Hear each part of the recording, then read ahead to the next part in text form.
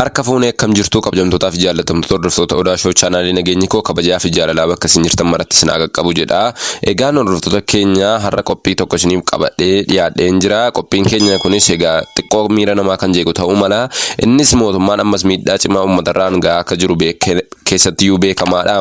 Yeroo ammaa kana yeroo itti uummanni Oromoo bahee galuun itti cimaa jiru kana keessa uummanni Oromoo illee du'aan yookiin reebichaan miidhamaa jiru. Nutis egaa kanumarraa ka'uun miidhaan mootummaan dargaggoo Oromoo tokko akkasumas maatii isaa guutummaa irratti taasise viidiyoo guutuun kan isiniif qabannee jirrudha. Qophii keenya kanarratti dargaggoon kunis egaa barumsaan manaa bahee guyyaan boqonnaa isaatii geenyaa yeroo maatii yookiin gara biyya isaatti deebi'uuf jirutti dhukaasa waraanni mootummaa irratti bananiin miilli isaa tokko battaluma yeroo sanatti cituu danda'eera. Yeroo sanatti illee isa malee namoonni isa waliin imalaa turan battalumatti namni sadii akka du'an illee ni dubbata. Dargaggoon kunis egaa miilla isaa tokko citee malee inni tokko ni hafe illee yeroo sadii akka itti kutan ni dubbata. Kanaan otoo jiru egaa sababanni lubbuu isaatiin ooleef maatii isaa kan ta'an abbaa fi haadha isaa illee manatti akka dhaqanii ajjeesan himee jira. Dargaggoon kun egaa erga miidhaan kun hundi isarra ga'een boodas humna waraanaan botamuun maakilaawitti geeffamee reebicha hamaan akkasumas illee madaa qaama isaatti kan foonii fi lafee isaa ciruun kan irratti raawwatanidha. Dargaggoon kun egaa miilla isaa lamaan dhabee kan jiru yoo ta'u hanga ammaatti illee maatii isaa yookiin firoottan isaa malee jiraachaa jira. Egaan daawwattoota keenya kallattiimaan gara viidiyoo keenyaatti isin dabarsaa. Hanga xumura qophii keenyaatti nu waliin turaa affeerraa keenyadha. Gara fuulduraatti anamma yaaduun baay'ee natti ulfaata maaliif eessaa akkan eeggaluun beeku warri keenya maatiin kiyya hanga maatii kiyya gajjallaatti haloo bahanii jiru. Maatiin kiyya diigamee jira. Abbaan kiyya aarii kiyyaatiin du'ee qeen diigamee jira.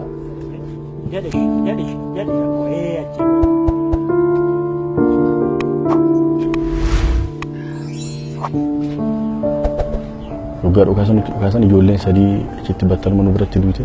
Lukti kiyya tokko achitti cite. Isa mirga immoo unkutiinaatu hin jedhu gulukoosii ofirraa ciree gulukoosii keessa injekshinii qaama namaa hadoochuutiin hadoochanii asitti koronyoo irratti xiqqoo butanii kutanii xiqqoo turanii jilba kana jalatti kutanii sadaffaa asirratti kutan jechuudha. Amma seentii 7 ta'u kun baay'ee gabaabaadha. Baay'ee na dhukkubaa ture yeroo sana du'uuf jiraachuu jidduu ture du'uun barbaadaa du'uun dandeenya. Waggaa mana fincaanii fayyadamu mana fincaanii meetira 50 ta'a fakkeenyaaf nam tokko harka kiyya tokko asiin qabaa tokko harka kiyya tokko asiin qabaa tokko lama sadii jedhanii meetira nama na darbatu achi na kaasanii na darbatu akkasii mana fincaanii na kaa'aa turanii. Even luka kiyya qofaa osoo hin taane gogaan hudduu kiyya hundafaa luqa'ee taa'uu hin danda'u. Innumaan waggaa nafan isaanii natti tola ture xiqqoo naa wayya ture. Ani madaa kiyya piinsaatiin harkisaa turani piinsaa qabduu jechuudha qabduutiin harkisaa turani harkisanii siimee qahodhaan hin hiikamaa achii booda foonsaa kutanii baasuu achii booda lafeesaa harkisuu.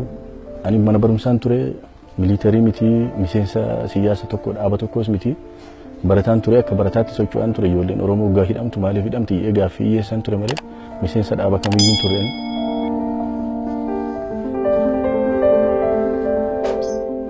Jalqabaan uummata Oromoo baay'een jaalladha. Uummata Oromoo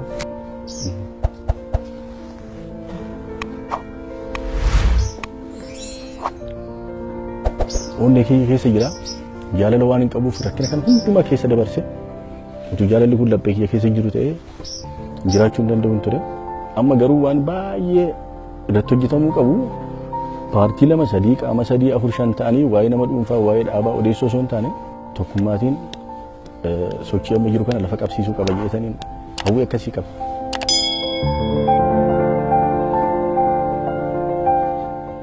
Wanta kana arganii wal bukkee teenyee haasofnee hubatanii siyaasni dhiifama jijjiira namni qabsaa'u jijjiiramaaf qabsaa haloo ba'uuf osoo hin taane anis yoon isaaniin haloo ba'ee jijjiiramni hin jiru jechuudha. Kana irratti dhaabbachuu qaba.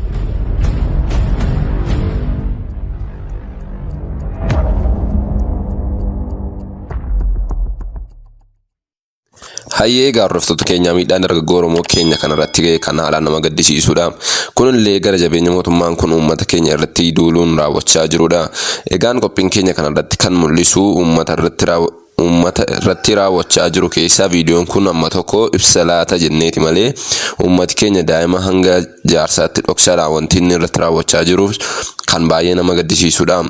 Egaan walumaa galatti gochaa namichi kun raawwachaa jiru hangana jennee ibsuun dandeenyu.